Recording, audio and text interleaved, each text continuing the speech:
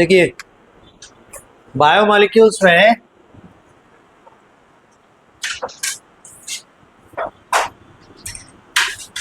हम लोग यहां तक पहुंचे थे कि जो टीसीए सॉल्यूशन सॉल्युबल है वो क्या होंगे, माइक्रोमॉलिक्यूल्स होंगे। ठीक है, और जो टीसीए सॉल्यूशन इनसॉल्युबल होंगे वो क्या होंगे, मैक्रोमॉलिक्यूल्स। और इसका रीजन बता चुके थे। देखिए मैक्रो मतलब बड़ा, मतलब इतना ना बड़ा है कि बेचारा छुप ही नहीं पा रहा है। कहां नहीं छुप पा रहा है, इंटरमॉलिक्यूलर स्पेस। किसका, सॉल्वेंट का। ठीक है, इसी वजह से क्या हो रहा है, वो दिख जा रहा है, लाख कोशिश कर रहा है छुपने का पर दिख जा रहा है, बड़ा ही इतना है। तो इसीलिए मैक्रोमॉलिक्यूल क्या हो जा रहे हैं, इनसॉल्युबल, और माइक्रोमॉलिक्यूल क्या हो रहे हैं, सॉल्युबल। वही मॉलिक्यूल जब छोटे पैमाने पे छोटे साइज में है तो सॉल्युबल हो जा रहा है, और वही मॉलिक्यूल जब बड़ा हो जा रहा है, बड़ा हो जा रहा है मतलब क्या, एक ही मॉलिक्यूल बार बार रिपीट होकर बड़ा बन रहा है। पॉलीमर का मतलब क्या होता है, रिपीटेशन ऑफ मोनोमर्स। तो वही मोनोमर सॉल्युबल हो रहा है और आपस में जुड़ जाएगा, बड़ा बन जाएगा तो इनसॉल्युबल हो जाएगा। उसका कारण यह है उसकी एफिनिटी है वाटर के साथ, लेकिन वाटर में इतने बड़े मॉलिक्यूल को छुपाने का जगह नहीं। ठीक है, बहुत अच्छे से समझ गए। अब एक एक्सेप्शन था, बोलिए तो किसका, लिपिड्स। और ये क्या था, ये माइक्रोमॉलिक्यूल है, छोटे होते हैं, माइक्रोमॉलिक्यूल है बट नॉन पोलर थे, और इसीलिए क्या है, इनसॉल्युबल बन जा रहे थे, क्योंकि इनको वाटर सॉल्युबल या जो पोलर हैं सॉल्वेंट्स उनके साथ इनका जमता नहीं है, उनके साथ इनका एफिनिटी नहीं रहता है, इसलिए इनसॉल्युबल। ठीक है, अब हम लोग पाए क्या, दो तरह के मॉलिक्यूल्स हो गए, एक हो गए माइक्रोमॉलिक्यूल, एक हो गए मैक्रोमॉलिक्यूल। तो ये एक सॉर्ट ऑफ क्लासिफिकेशन हो गया, उनको on the basis of size या मॉलिक्यूलर वेट दो पार्ट में बांटा गया। तो on the basis of molecular weight दो तरह के मॉलिक्यूल हैं बायोमॉलिक्यूल्स, एक है माइक्रोमॉलिक्यूल, एक है macromolecule. Second method of classification, second method of classification बोलता है on the basis of chemical nature. आप मॉलिक्यूल्स को क्लासिफाई करें on the basis of chemical nature of the biomolecules. They are of four kinds. पहला भाई साहब है carbohydrate, ठीक है, दूसरा है प्रोटीन, तीसरा है फैट्स, लिपिड्स या बोथ, और चौथा है न्यूक्लिक एसिड्स। ठीक है, अब इसमें कार्बोहाइड्रेट जो है इस पर अगर अप्लाई करें मॉलिक्यूलर वेट तो ये micro molecule and macro molecule दोनों होता है। एग्जाम्पल मोनोसैकेराइड्स, डाइसैकेराइड्स एटसेट्रा, और इसमें पॉलीसैकेराइड्स आते हैं। प्रोटीन ये भी दो तरह के, माइक्रोमॉलिक्यूल, मैक्रोमॉलिक्यूल। माइक्रोमॉलिक्यूल में अमाइनो एसिड्स जो कि कॉन्स्टिट्यूएंट हैं और प्रोटीन्स, और मैक्रोमॉलिक्यूल में पॉलीपेप्टाइड्स।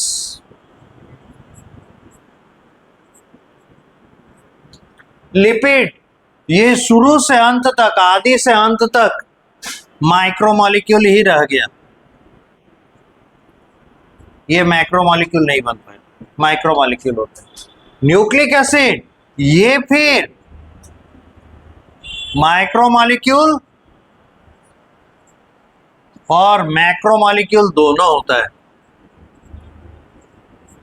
माइक्रोमॉलिक्यूल में आते हैं न्यूक्लियोटाइड्स, और न्यूक्लियोटाइड्स क्या चीज है? ये कॉन्स्टिट्यूएंट्स हैं, कॉन्स्टिट्यूएंट्स ऑफ न्यूक्लिक एसिड हैं। और मैक्रोमॉलिक्यूल में आते हैं स्वयं nucleic acids, DNA and RNA. ये है दो तरह का क्लासिफिकेशन बायोमॉलिक्यूल का। पहला साइज के आधार पे कर दिया भाई, और वो माइक्रो एंड मैक्रो हो गए। दूसरा केमिकल प्रॉपर्टी, केमिकल नेचर के आधार पे किया। तो आप बताइएगा, केमिकल प्रॉपर्टी, केमिकल नेचर बोले तो सही, लेकिन उसके बारे में कुछ यहाँ जिक्र नहीं किए। क्या केमिकल प्रॉपर्टी है कि कार्बोहाइड्रेट होंगे? तो यहाँ अब बताते हैं। कार्बोहाइड्रेट के बारे में कहते हैं कि ये एल्डिहाइड होते हैं, एल्डिहाइड होते हैं और कीटोन होते हैं। इसीलिए पहले लिखने मना करते हैं। हम जितना हो सके इंफॉर्मेशन यहीं पे डाल देते हैं। आप इसको थोड़ा थोड़ा करके बढ़ाते जाइएगा पूछ की तरफ, ठीक है? तो क्या होगा, एक सॉर्ट ऑफ इंफॉर्मेशन एक जगह रहेगा, एक बार देखिएगा सब दिमाग में आ जाएगा। नहीं तो ये बुक आप पढ़िएगा, चैप्टर पढ़िएगा, बड़ा डिस्क्रीट है, फैला हुआ है, कहीं कुछ लिखा है, कहीं कुछ लिखा है। तो आपको पढ़ के 4 बार उसके बाद अपने से इसका नोट्स बनाना पड़ेगा। और हम आपके लिए क्या करते हैं, सब एक जगह कंडेंस कर देते हैं। तो इसको पढ़ के जब आप किताब पढ़िएगा, क्रिस्टल क्लियर एक बार में सब समझ में आ जाएगा। इसीलिए आप लोग से हर बार हम रिक्वेस्ट करते हैं 11 से कि देखिए, हम बायो का किताब पढ़ने के लिए कॉपी पढ़वाते हैं आपसे, और कॉपी में जो चीज लिखा हुआ है इसको पढ़ने के बाद जब आप किताब पढ़िएगा एकदम क्लियर हो जाएगा, कहीं कोई फंसेगा नहीं। बड़ा से बड़ा ह्यूमन सिस्टम्स आप पढ़े हैं, कॉपी पढ़ने के बाद अगर किताब पढ़े होंगे आपको कहीं दिक्कत नहीं आएगा। सबसे ज्यादा दिक्कत कहाँ पे आता है जानते हैं? जैसे हम लोग वो ऑक्सीजन डिसोसिएशन कर्व पढ़ते हैं, देता है ऑक्सीजन सैचुरेशन, बोलता है डिसोसिएशन। तो कैसे? तो जब तक वो बोर इफेक्ट हम लोग नहीं समझते हैं, उस डिसोसिएशन कर्व का इंपॉर्टेंस नहीं समझ में आता। तो इसीलिए बोलते हैं कॉपी देखिएगा, उसके बाद किताब को पढ़िएगा, देखिएगा एकदम साफ हो जाएगा। अब आइए, तो यहाँ क्या है, कार्बोहाइड्रेट केमिकल नेचर क्या है? ये एल्डिहाइड या कीटोन है, लेकिन विथ पॉलीहाइड्रिक एल्कोहल्स, यानी 2 या 2 से अधिक अल्कोहल ग्रुप रखेगा, प्लस एल्डिहाइड होगा चाहे कीटोन होगा। इतना तो आप लोग जीओसी पढ़े हैं, general organic chemistry. Seniority table पे एल्डिहाइड, कीटोन और अल्कोहल में कौन कौन सीनियर कैसे कैसे होगा, सबसे ऊपर कौन आएगा इन तीनों में? जा कौन सीनियर है? एल्डिहाइड। उसके बाद कौन आता है? कीटोन। उसके बाद कौन आएगा? अल्कोहल। अगर हैलोजन रहता तो लास्ट में आता। तो है क्या, या तो एल्डिहाइड के साथ अल्कोहल आएगा या कीटोन के साथ अल्कोहल आएगा, ठीक है ना? तो दोनों ही स्थिति में सीनियर कौन हो जाएगा, या तो एल्डिहाइड होगा या कीटोन। इसीलिए principal group of compounds of alcohol, carbohydrates are either aldehyde और कीटोन। यानी नटशेल में आप कह सकते हैं carbohydrates are carbonyl compounds, right? Carbohydrates are carbonyl compound, चाहे CO और H हो या CO और 2 बॉन्ड खाली हो, दोनों में तो CO ग्रुप है ना, तो इसीलिए ये कार्बोनिल कंपाउंड्स है, प्राइमरी ग्रुप। और अल्कोहल सब्स्टिट्यूएंट की तरह है। अच्छा ये बात बता सकते हैं हम लोग सब्स्टिट्यूएंट क्यों कहते हैं अल्कोहल को, चाहे दूसरा कोई ग्रुप रखा हुआ है तो?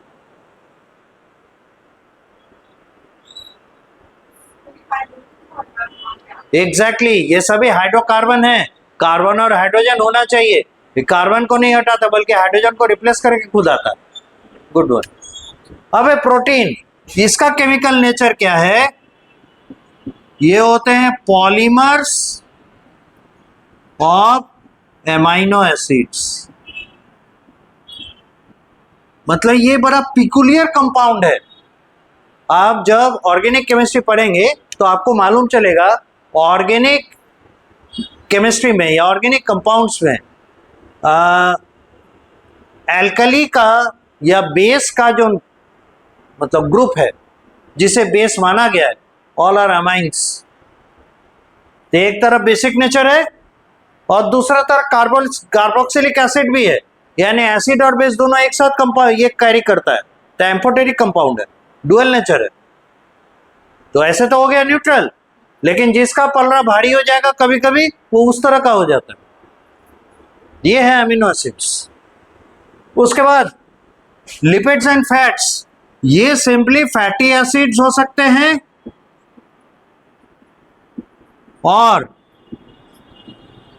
ग्लिसरॉल हो सकता है और asters of FA fatty acid हो सकते हैं, asters of fatty acid and glycerol. sometimes substituted with phosphate, sulphate etc. तो उस तरह से फॉस्फोलिपिड सल्फोलिपिड बन जाता है। ठीक है, ये है क्या? या तो फैटी एसिड्स होंगे या ग्लिसरॉल होगा या फैटी एसिड एंड ग्लिसरॉल का एस्टर होगा और या फैटी एसिड एंड ग्लिसरॉल का एस्टर होने के बाद उसमें सब्स्टिट्यूशन होगा फॉस्फेट का, सल्फेट का etc. ठीक है, ये है लिपिड्स, ये छोटे मॉलिक्यूल्स है, माइक्रो मॉलिक्यूल के ही कैटेगरी में आएंगे। अब न्यूक्लिक एसिड्स, ये होते हैं पॉलीमर्स ऑफ न्यूक्लियोटाइड्स। तो मोनोमर कौन हो जाएगा? न्यूक्लियोटाइड। अब पॉलीमर खुद कौन बन जाएगा? Nucleic acids. मोनोमर, मोनोमर क्या है? ये सिंपल मॉलिक्यूल्स है तो मोनोमर पॉलीमर की बात नहीं करेंगे। यहां देखिए इसका मोनोमर कौन हो जाएगा? एमिनो एसिड्स, यहां बोला हुआ है ना, micromolecule amino acid constituent of protein, यानी ये मोनोमर है।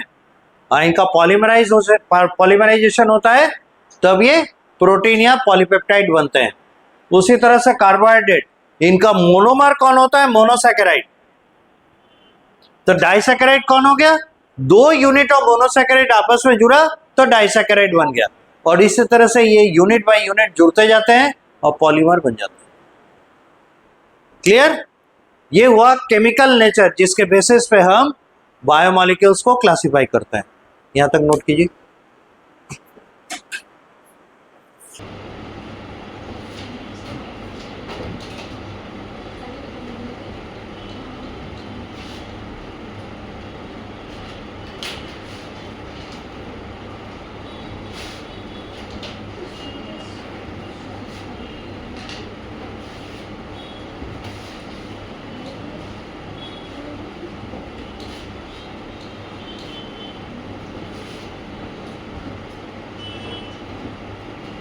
एक इंटरेस्टिंग चीज आप नोट किए, पहले जिस बेसिस पे क्लासिफाई किया गया दूसरे मेथड पे वो आ गए। अगेन पहला मेथड था हमारा माइक्रो और मैक्रो मॉलिक्यूल के बेसिस पे, अब जब केमिकल नेचर पे क्लासिफाई किए तो देखिए माइक्रोमोलिक्यूल मैक्रोमोलिक्यूल मैक्रोमोलिक्यूल मैक्रोमोलिक्यूल सब आ गया है ना। अब देखिए थर्ड बेसिस, अच्छा वो ऑन किया, थर्ड बेसिस ऑफ क्लासिफिकेशन। और ये जो है किसके ऊपर डिपेंड करता है, depends upon the time of formation of the biomolecules in the life of a cell। यहाँ एनिमल या प्लांट ना लिख के सेल क्यों बोले, क्योंकि cell is the basic unit of life. अगर एनिमल के बॉडी में, फॉर एग्जांपल ह्यूमन के बॉडी में अगर कोई मॉलिक्यूल बन रहा है तो सबसे पहले कहाँ बना, सेल में बना, तब ना वो बॉडी में एक्सप्रेस हुआ। तो इसलिए हम लोग क्या करते हैं कि ये किस समय बॉडी में बनेगा उसके ऊपर हम लोग, उसके ऊपर डिपेंड करके इसको हम लोग दो पार्ट में बांटते हैं, मतलब टाइप्स में बांटते हैं। तो पहला क्या होगा, अर्ली फेज ऑफ लाइफ में बनेगा, और दूसरा बनेगा लेटर फेज ऑफ लाइफ। और इसके बेसिस पे ये हो जाता है दो तरह का, प्राइमरी मेटाबोलाइट और दूसरा हो जाता है सेकेंडरी मेटाबोलाइट। प्राइमरी मेटाबोलाइट क्या होता है, they are formed first, पहले ये बनते हैं, then they are immediately used either for making structural component of the cell or for energy generation।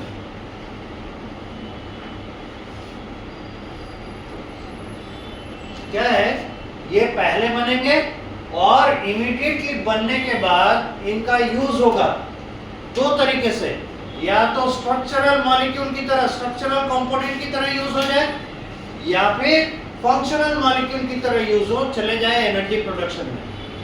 तीसरी बात इसके साथ क्या है, if they are over produced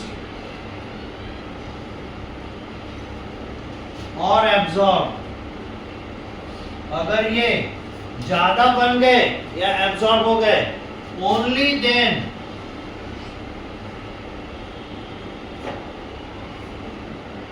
they are converted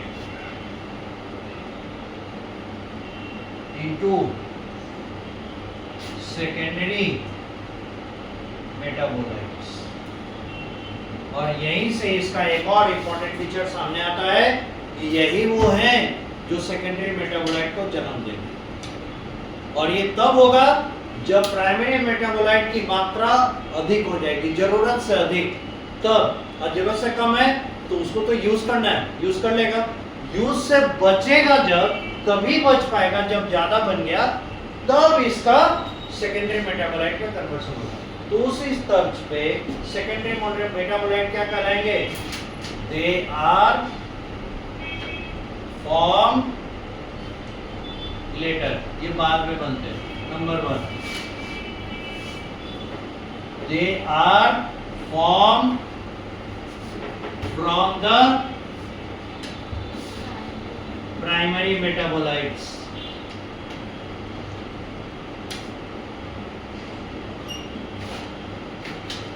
They are used in future either for structure making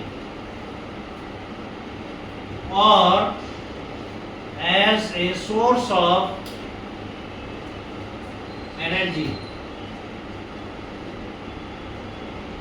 So they are used in future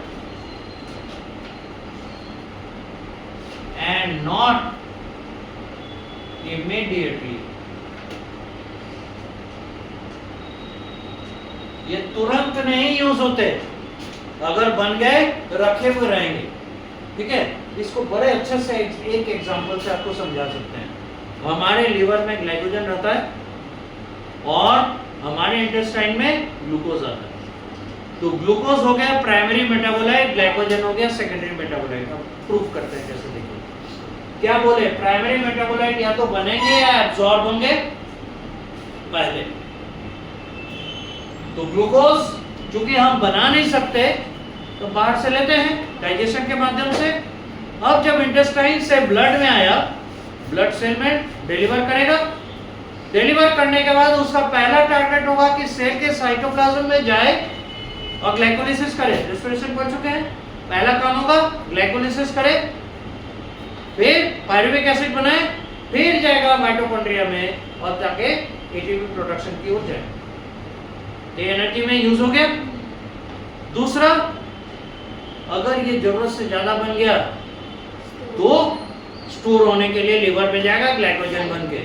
अब जैसे ही glycogen बना, immediate उधर से आलस आएगा या ग्लाइकोजन तोड़ो ने, ऐसा होगा क्या? नहीं, ग्लाइकोजन जमा रखेगा, देखेगा कि शुगर अब कहीं से ग्लूकोज मिलने का उपाय नहीं है, then the stored glycogen will be broken down and will be delivered for energy synthesis, energy generation. तो ये हुआ एक सिंपल एग्जांपल से ग्लूकोज और ग्लाइकोजन के बीच में आपको रिलेशनशिप दिखाकर ये बता पा रहे हैं। क्या समझ में आ रहा है? ग्लूकोज प्राइमरी की सेकेंडरी? प्राइमरी। ग्लाइकोजन सेकेंडरी की प्राइमरी? सेकेंडरी। ठीक है, अब ये देखिए ग्लाइकोजन का क्या यूज है। अगर मान लेते हैं ग्लूकोज अबेंडेंट है, ग्लाइकोजन टूटा तो ग्लूकोज बढ़ गया। अब ग्लूकोज ग्लाइकोजन बनाने जा रहा था, इतना ना ग्लाइकोजन बना हुआ है, लीवर हाथ जो लिया अब नहीं चाहिए, अब नहीं रख पाएंगे, और फिर किधर जाएगा? तो ये चल जाता है फिर फैट सिंथेसिस की। जैसे आप देखें एसिटाइल कोएंजाइम में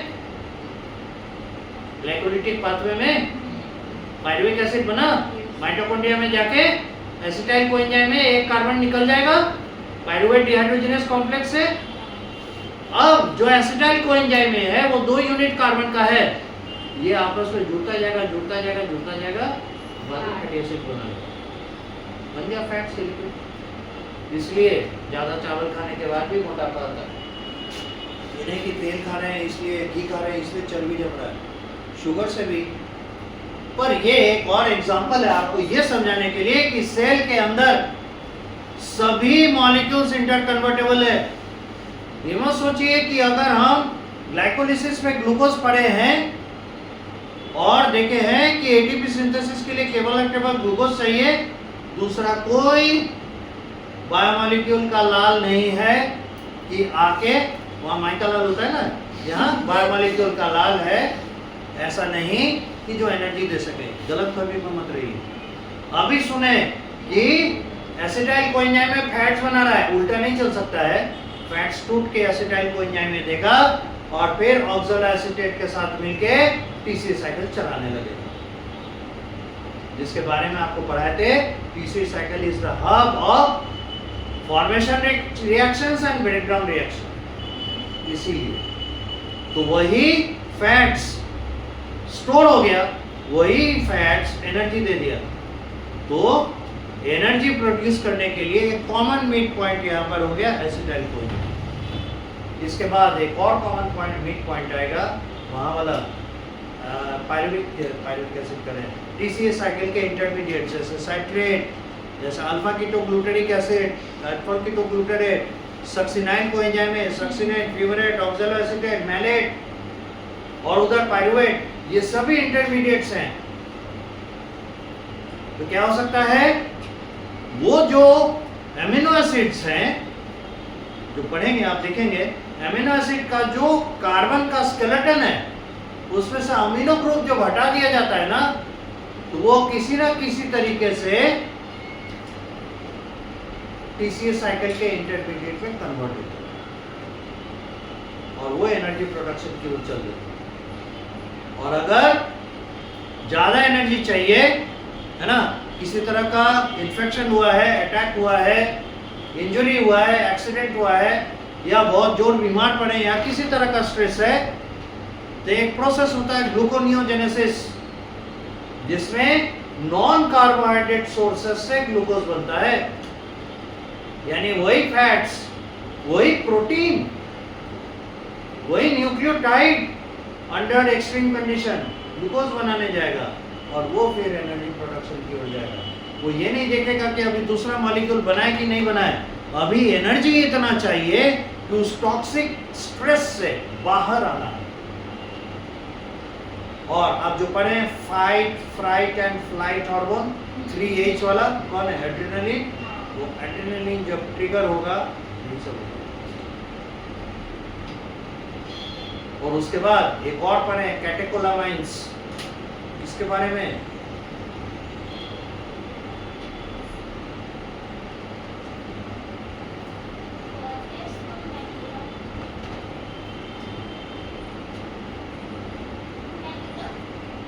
हाँ, कॉर्टिसोल एक्सेट्रा। तो ये सब आ जाते हैं प्रोटीनस हार्मोन्स में जो आपका क्या कहते हैं ये है एड्रेनलिन और नॉन एड्रेनलिन, ये कैटेकोलामाइंस में ही आते हैं और ये उस तरह का काम करते हैं। किसी भी तरह के किसी भी सोर्सेस से एनर्जी जनरेशन की ओर चल देते हैं तो वो नॉन शुगर सोर्सेस को तोड़ के एनर्जी प्रोड्यूस कराते हैं। और ये कॉर्टिसोल जैसा है ग्लूकोकॉर्टिकॉइड, ये नॉन शुगर सोर्सेस को शुगर में कन्वर्ट करते हैं। इसीलिए लंबे समय तक अगर स्ट्रेस किसी को होता है, कोई गुस्से में है, चिंता में है या किसी तरह के परेशानी में है तो कई बार देखा गया है उसको बिना डायबिटीज हुए डायबिटीज हो जाता है, क्योंकि कॉर्टिकोस्टेरॉइड में कॉर्टिसोल है, वो नॉन शुगर सोर्सेस को शुगर में कन्वर्ट कर देता है। इसलिए ज्यादातर टाइप 2 डायबिटीज वाले लोगों को बोलता है हंसिए, घूमिए, दौड़िए ताकि स्ट्रेस कम हो, तो आपका अपने आप डायबिटीज कंट्रोल में आने लगेगा। यहाँ तक आइए।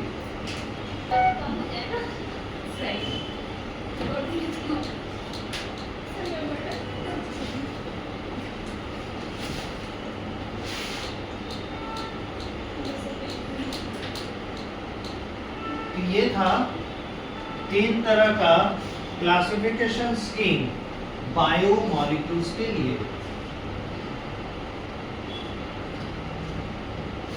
अब देखिए जैसे एक एग्जांपल दिए यहाँ पे प्राइमरी मेटाबोलाइट का और सेकेंडरी मेटाबोलाइट का, एक लिए ग्लूकोज और दूसरा लिए ग्लाइकोजन।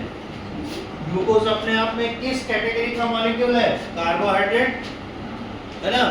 अब ग्लूकोज कार्बोहाइड्रेट में क्या है? माइक्रोमॉलिक्यूल। और ग्लाइकोजन अपने आप में क्या है? कार्बोहाइड्रेट का मैक्रोमॉलिक्यूल, पॉलीमर है वो। तो देखिए तीसरे वाले पे जब हम लोग डिस्कस कर रहे हैं तो दूसरा और पहला दोनों type of classification scheme enter कर जा रहा है। ठीक है, बुक में देखिएगा सेकेंडरी मेटाबोलाइट्स के कुछ एग्जांपल्स दिए हुए हैं।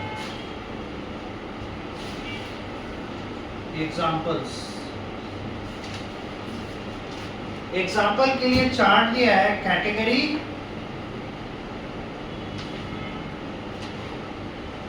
और मॉलिक्यूल्स,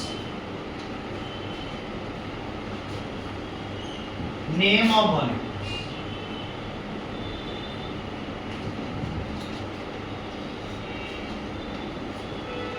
जैसे एक दिया है पॉलीमर, तो इसमें हम लोग अभी देखें ग्लाइकोजन होगा, हम लोग जानते हैं स्टार्च होगा, हम लोग ये भी जानेंगे रबर होगा,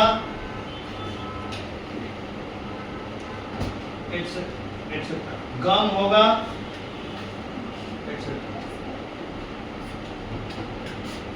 द सेकेंडरी मेटाबोलाइट्स। दूसरा एल्कलॉइड, ये प्लांट में मिलता है। एल्कलॉइड के एग्जांपल में जैसे कैफीन है,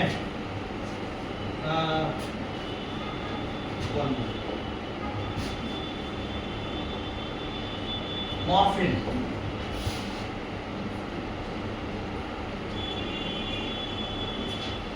मॉर्फिन है,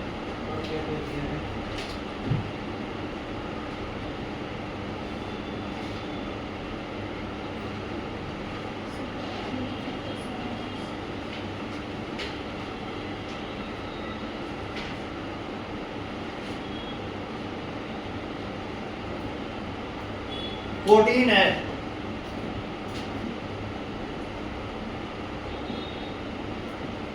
मॉर्फिन का यूज है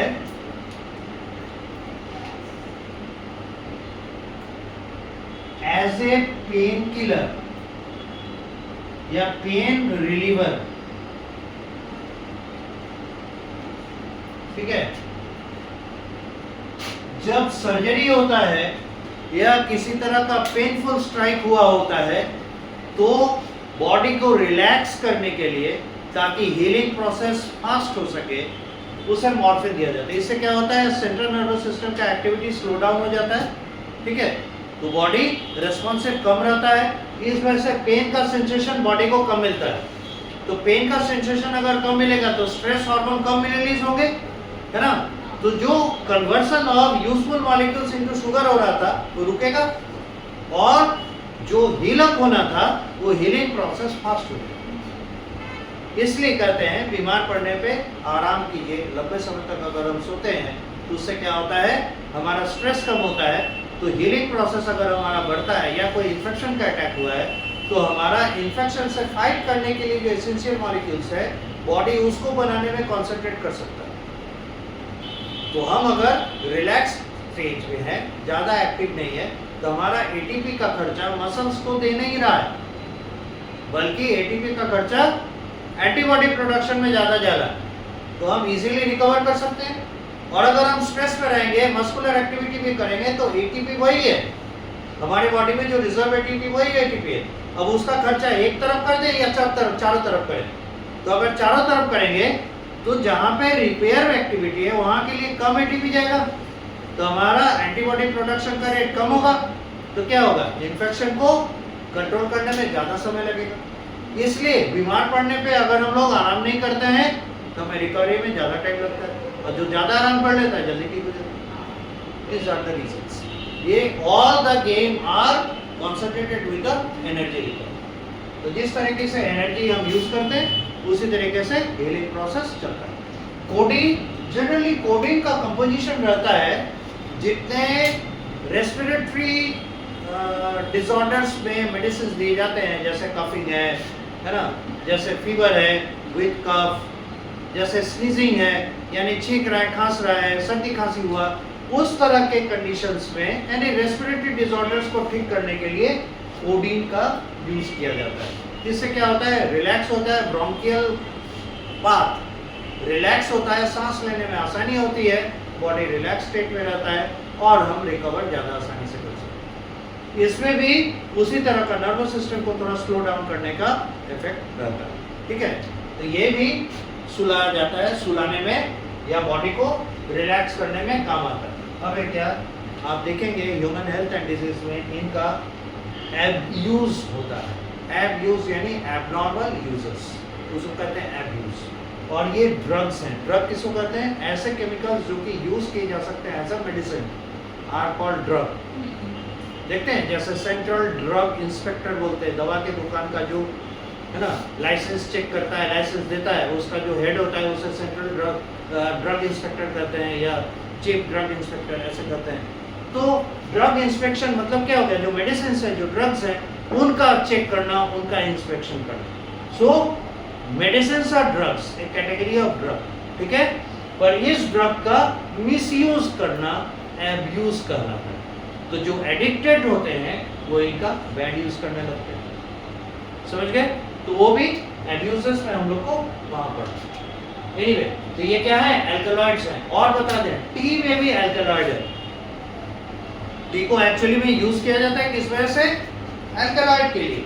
क्यों, क्योंकि एल्कलॉइड्स ऐसे कंपाउंड्स हैं इस तरह के जो कि बॉडी टेम्परेचर राइज करता है। ठीक है, टी में खासकर जो एल्कलॉइड है वो बॉडी टेम्परेचर राइज करता है। जिससे फायदा, देखिए कभी भी इंफेक्शन होता है तो हमें फीवर होता है, रीजन पता है क्या है, बताइए तो कैसे। फीवर से फायदा, हाँ अगर इन्फेक्शन होता है तो उसके रिस्पॉन्स में हमारा बॉडी फीवर लाता है, जिससे बेनिफिट, हाँ तो फायदा, हीट के चलते मतलब उसके एंजाइम मर जाते हैं इन्फेक्शन से, बॉडी में वो तब तक एक्चुअली क्या है, जो माइक्रो ऑर्गेनिज्म है वो हमें ही अटैक कर रहा है, दूसरे को क्यों नहीं। रीजन क्या है, हमारा बॉडी टेम्परेचर उसको बहुत सूट कर रहा है, इसलिए फल फूल रहा है। ठीक है, तो हमारे अंदर टॉक्सिन आ रहा है, जैसे ही टॉक्सिन आएगा तो हमारा बॉडी रेस्पॉन्स, जो प्राइमरी रेस्पॉन्स है वो क्या करता है, बॉडी टेम्परेचर बढ़ा देता है। ये टेम्परेचर बढ़ा देता है तो हम लोग को फीवर आता है। इससे पहला चीज होता है, फीवर आने पे हम क्या होता है, रिलैक्स हो जाते हैं, रुक जाते हैं, स्लॉथ हो जाते हैं, तो हमारा मेटाबॉल मतलब मस्कुलर एक्टिविटी कम होता है। जिससे क्या होता है, एनर्जी का फ्लो हम, एटीपी का फ्लो हम एंटीबॉडी या इम्यून रिस्पॉन्स स्टार्ट करने में कर सकते हैं, नंबर 1। नंबर 2, टेम्परेचर जब बढ़ता है उससे क्या होता है, वो टेम्परेचर जो कि इस माइक्रोब के लिए सूटेबल था अब अनसूटेबल होने लगता है। इस वजह से क्या होता है, माइक्रोब का जो एंजाइम है वो एंजाइम नॉन फंक्शनल होने लगता है और माइक्रोब का ग्रोथ चेक होता है, और तब हमारा जो इम्यून रिस्पॉन्स है वो उस पर हावी हो जाता है और उसको किल कर देता है। इसलिए कई बार सर्दी, बुखार, जुकाम ये सब होता है तो टी कंज्यूम करने से हम लोगों को बेनिफिट हो जाता है। रीजन वही है कि हमारा बॉडी टेम्परेचर इस एक्सटर्नल एजेंट के वजह से बढ़ गया, जिससे क्या हुआ, इनहेबिटिंग माइक्रोब्स के लिए ये अनहेल्दी कंडीशन हो गया, इसलिए वो दब गए। तो एल्कलॉइड का इस्तेमाल, जैसे हम लोग काढ़ा पी रहे थे कोविड के दौरान, ये भी क्या कर रहे थे, ये एल्कलॉइड का ही कलेक्शन है जो हम ले रहे थे अपने बॉडी के अंदर, जिससे क्या हो रहा था, बॉडी टेम्परेचर रेज करके हम लोग माइक्रो ऑर्गेनिज्म को बढ़ने से रोक। तीसरा ग्रुप रखा है एसेंशियल ऑयल्स।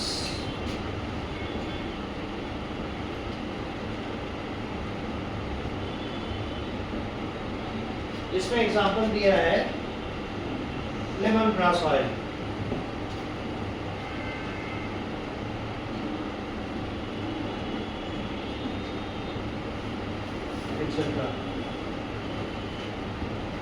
तो ये किसी न किसी तरह से स्किन प्रिजर्वेटिव्स की तरह और दूसरे तरह में काम आ सकते हैं। नंबर 4, ड्रग्स, मेडिसिन की तरह।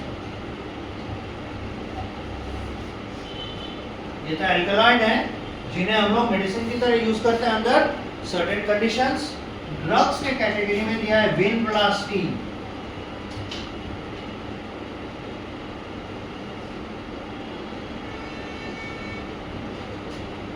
कर्क्यूमा, यहाँ तक नोट कीजिए। हो गया यहाँ तक, यही कुछ नोट करना था, इधर बैठा दें, ये हो चुका। अब देखिए इसमें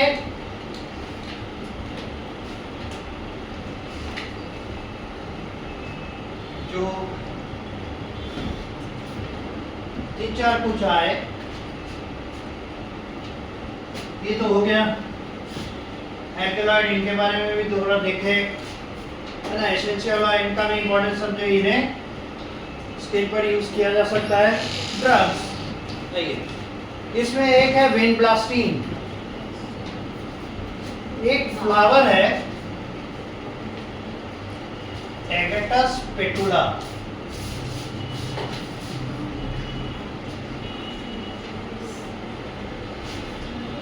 ये है मेरीगोल्ड फ्लावर, और इसमें विनब्लास्टीन और विनक्रिस्टीन, ये 2 कंपोनेंट है, कंपाउंड है, बड़ी मात्रा में मिलते हैं। सदाबहार का प्लांट, उसके फ्लावर में भी ये बहुत मिलता है। विंटरस्टीन एंड विंटरस्टीन, जानते हैं इन दोनों की खासियत क्या है? ये हाइपोग्लाइसेमिक मेडिसिन है, हाइपोग्लाइसेमिक ड्रग है। तो आयुर्वेद में कई बार मतलब जो लोग ऐसे ही जो नेचुरोपैथ प्रैक्टिस करते हैं, नेचुरल चीज़ों को कंज्यूम करके अपने डिसऑर्डर्स को कम करने में, तो कहते हैं सदाबहार का फूल या पत्ता या उसका कोई भी पार्ट मिल जाए, जड़ नहीं, उसको अगर एक एक्सट्रैक्ट बना के कोई कंज्यूम करे तो उसका ब्लड ग्लूकोज लेवल डाउन हो जाएगा। ये हाइपोग्लाइसेमिक मेडिसिन है, ठीक है। तो कहाँ गया ये विंटरस्टीन, ये हाइपोग्लाइसेमिक ड्रग है, ठीक। अब है कर्क्यूमा, ये immune enhancing, immunity enhancing medicine है। ये मिलता है कर्क्यूमा लॉन्गा, और ये आप इसके बिना सब्जी नहीं बनाते हैं, नहीं, हल्दी, टर्मरिक। तो टर्मरिक में है ना एंटीबैक्टीरियल प्रॉपर्टी है और उसका एक्टिव इंग्रेडिएंट है कर्क्यूमा। तो ये सब मेडिसिन है, ड्रग्स हैं, जिनका हम लोग डिफरेंट डेली यूजेस में लाते हैं और ये पता भी नहीं कि हम लोग क्यों यूज कर रहे हैं, पर इसके पीछे लॉजिक ये है कि किसी न किसी तरह से हमारे इम्यून सिस्टम को बोल्स्टर करते हैं, मजबूती देते हैं। उसके बाद और दिया है लेक्टिन,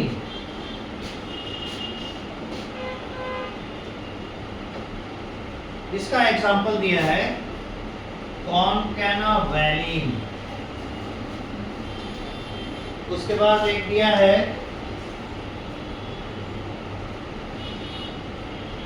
पिगमेंट्स,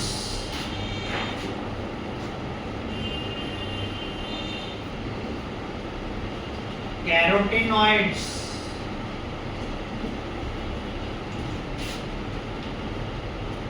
एंथोसायनिन,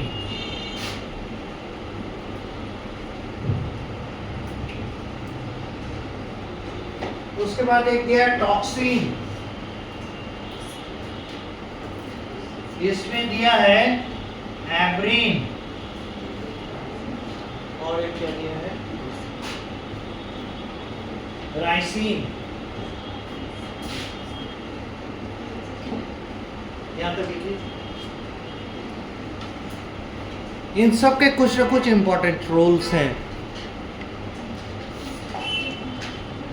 अब देखिए कॉनकैनावैलिन ये टाइप ऑफ लेक्टिन है, और लेक्टिन होते हैं प्रोटीन्स दैट कैन बाइंड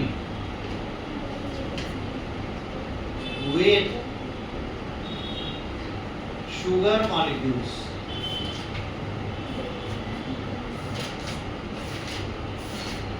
ठीक है, तो कॉनकैनावैलिन ए के नाम से ज्यादा फेमस है। कॉनकैनावैलिन ए ये क्या करते हैं, ल्यूकोसाइट यानी डब्ल्यूबीसीज को एक्टिवेट करते हैं ताकि वो इम्यूनोलॉजिकल अटैक बाउंड करे। उनके एग्रीगेशन और उनके एक्टिवेशन के लिए कॉनकैनावैलिन एक्टिवेटर की तरह यूज होता है। ल्यूकोसाइट यानी डब्ल्यूबीसीज को एक्टिव करता है, और ये किस ग्रुप ऑफ कंपाउंड में आता है, तो लेक्टिन। और लेक्टिन कैसे हैं, पॉलीपेप्टाइड्स हैं, बहुत बड़े नहीं, छोटे प्रोटीन के चेन्स होते हैं जिनकी कैपेसिटी होती है शुगर मॉलिक्यूल्स के साथ एसोसिएट होने की, उनसे जुड़ सकते हैं।